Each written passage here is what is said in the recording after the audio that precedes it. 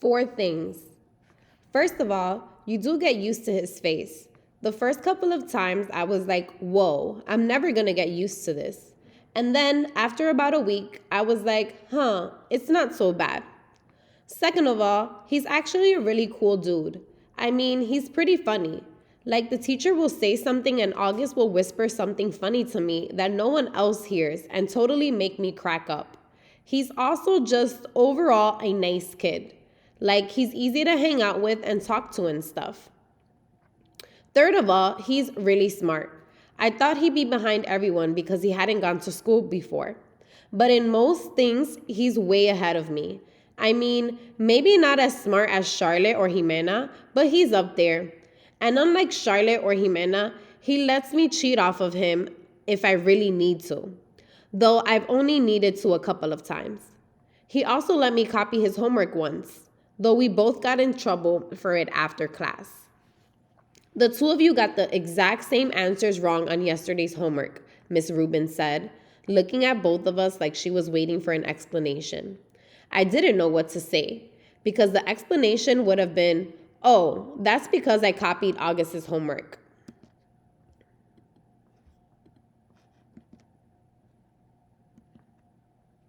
But August lied to protect me. He was like, oh, that's because we did our homework together last night, which wasn't true at all.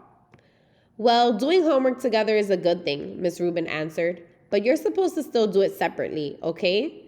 You could work side by side if you want, but you can't actually do your homework together, okay? Got it? After we left the classroom, I said, dude, thanks for doing that. And he was like, no problem. That was cool. Fourthly, now that I know him, I would say I actually do want to be friends with August. At first, I admit I was only friendly to him because Mr. Tushman asked me to be especially nice and all that. But now I would choose to hang out with him.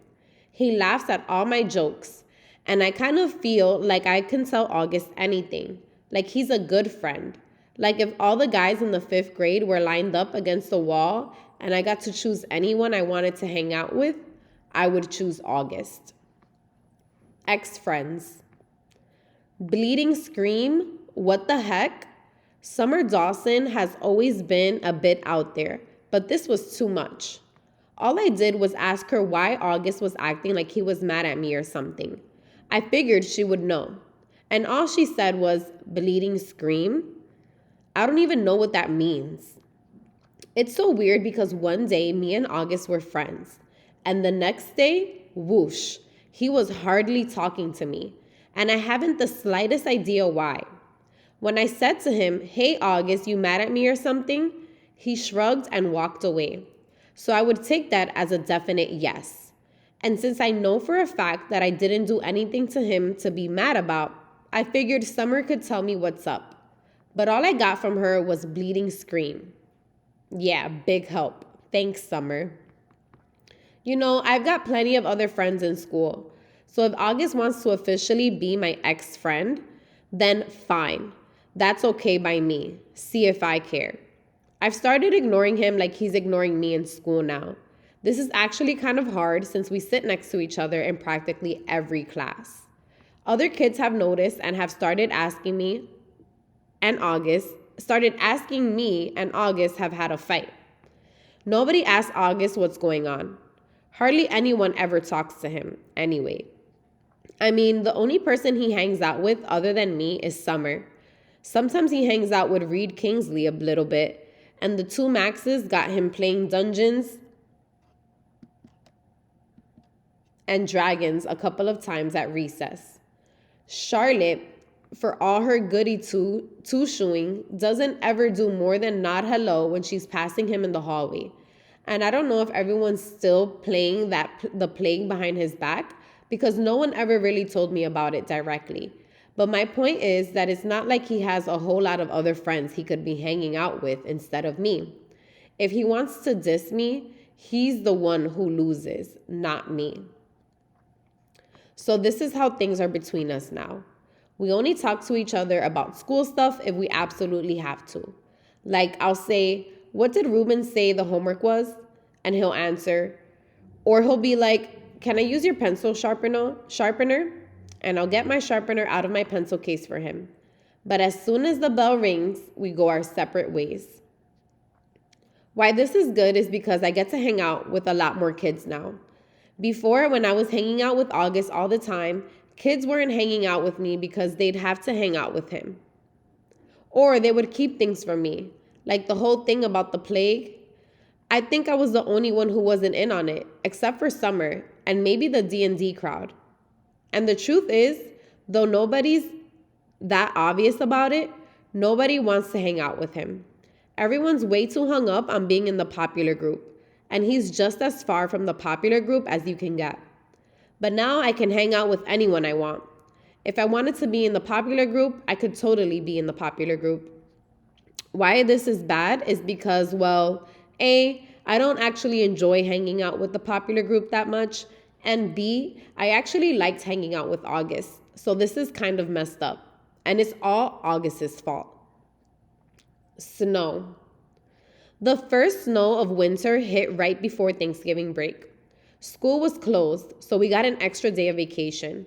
I was glad about that because I was so bummed out about this whole August thing, and I just wanted some time to chill without having to see him every day. Also, waking up to a snow day is just about my favorite thing in the world. I love that feeling when you first open your eyes in the morning and you don't even know why everything seems different than usual. Then it hits you. Everything is quiet. No cars honking. No buses going down the street. Then you run over to the window, and outside everything is covered in white. The sidewalks, the trees, the cars, on the street, your window panes. And when that happens on a school day and you find out your school is closed, well, I don't care how old I get. I'm always going to think that that's the best thing in the feeling in the world. And I'm never going to be one of those grown-ups that use an umbrella when it's snowing. Ever. Dad's school was closed too, so he took me and Jamie sledding down Skeleton Hill in the park. They say a little kid broke his neck while sledding down that hill a few years ago, but I don't know if this is actually true or just one of those legends. On the way home, I spotted this banged-up wooden sled kind of propped up against the old Indian rock monument. Dad said to leave it. It was just garbage, but something told me it would make the greatest sled ever. So Dad let me drag it home, and I spent the rest of the day fixing it up.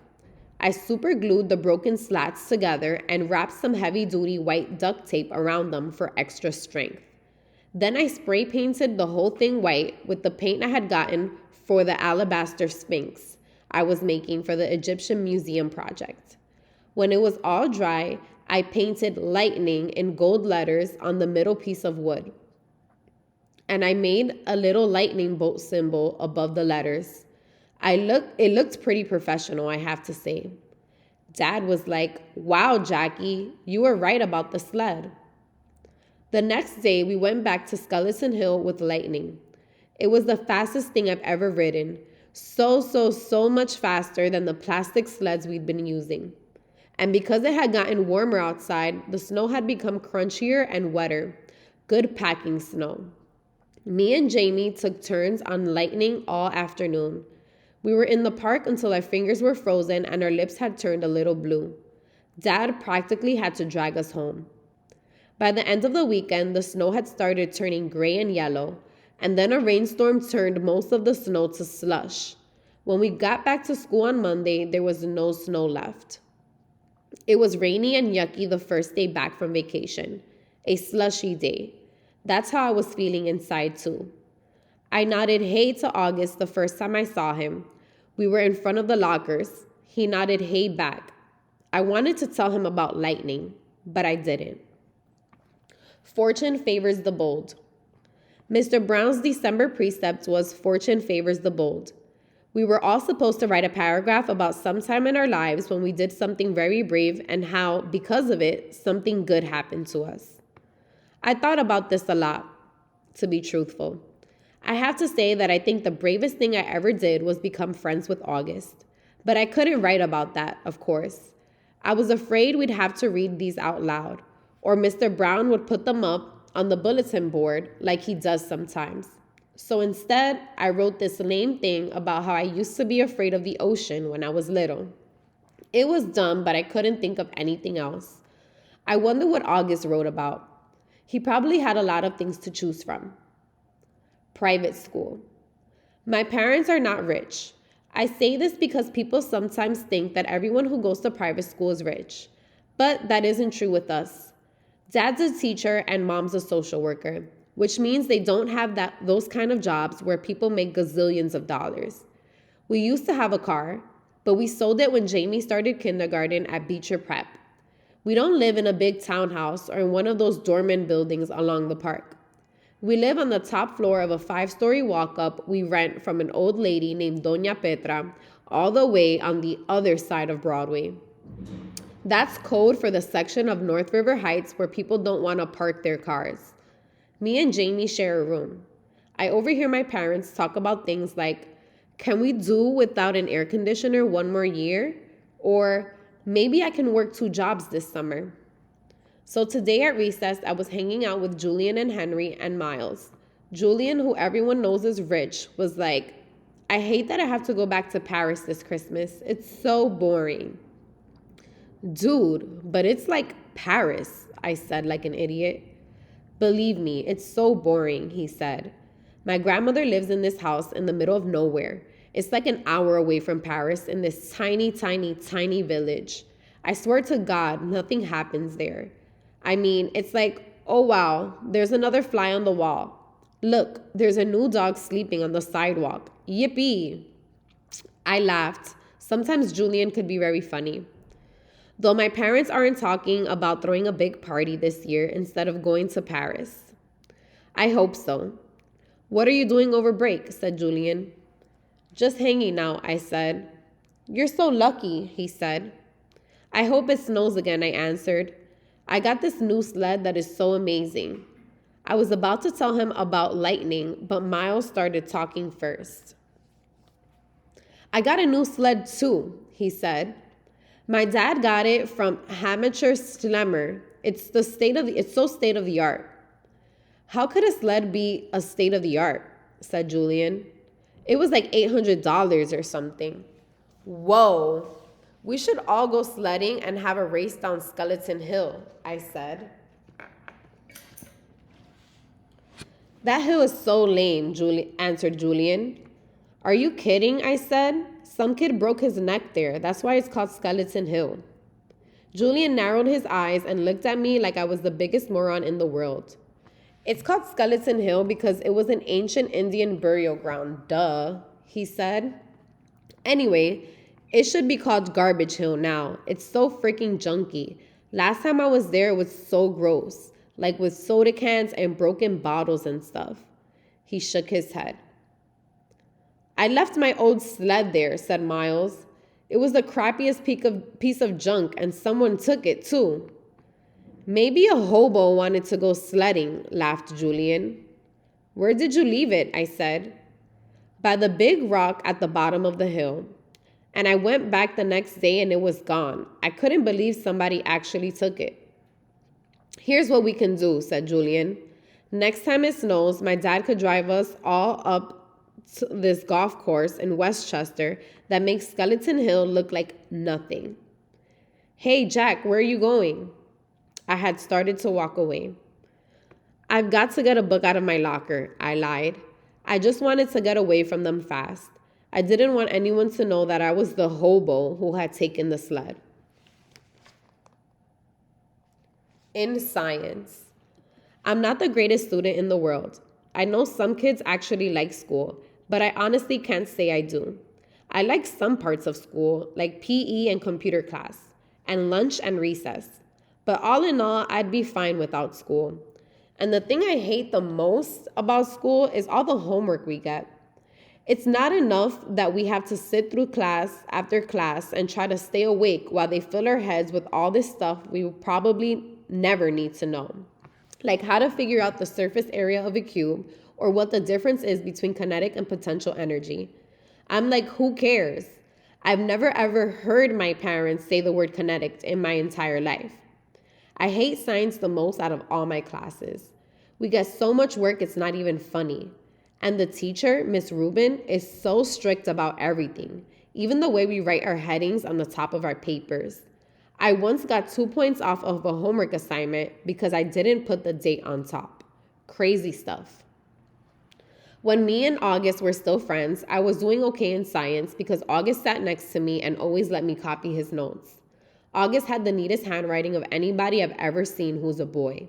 Even his script is neat, up and down perfectly, with really small, round, loopy letters. But now that we're ex-friends, it's bad because I can't ask him to let me copy his notes anymore. So I was kind of scrambling today, trying to take notes about what Miss Rubin was saying. My handwriting is awful. When all of a sudden she started talking about the 5th grade science fair project, how we all had to choose a science project to work on. While she was saying this, I was thinking, we just finished the freaking Egyptian project. Now we have to start a whole new thing? And then in my head, I was going, oh no. I like that kid in Home Alone 2, in Home Alone with his mouth hanging open and his hands on his face. That was the face I was making on the inside. And then I thought of those pictures of melting ghost faces I've seen somewhere, where the mouths are open wide and they're screaming. And then all of a sudden, this picture flew into my head, this memory, and I knew what Summer had meant by bleeding scream. It's so weird how it all just came to me in this flash. Someone in homeroom had dressed up in a bleeding scream costume on Halloween. I remember seeing him a few desks away from me, and then I remember not seeing him again. Oh man, it was August. All of this hit me in science class while the teacher was talking. Oh man. I'd been talking to Julian about August. Oh man. Now I understood. I was so mean. I don't even know why. I'm not even sure what I said, but it was bad. It was only a minute or two. It's just that I knew Julian and everybody thought I was so weird for hanging out with August all the time, and I felt stupid. And I don't know why I said that stuff. I just was going along. I was stupid. I am stupid. Oh God, he was supposed to come as Boba Fett. I would never have said that stuff in front of Boba Fett. But that was him, that bleeding scream sitting at the desk looking over at us. That long white mask with the fake squirting blood. The mouth wide open, like the ghoul was crying. That was him. I felt like I was going to puke.